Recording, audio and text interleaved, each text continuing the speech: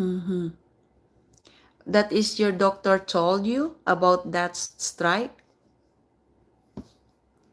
But here in Canada or also in the Philippines,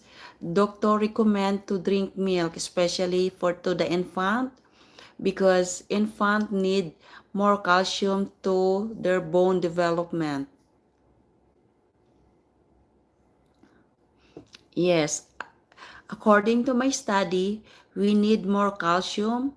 to strengthen our bones, or else if we are low in calcium at the age of 50, we gonna have like osteoporosis because of lack of calcium,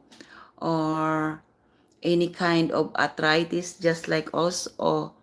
because we are lack of calcium, so we need more calcium, because at the age of 50 the calcium that we restore in our body,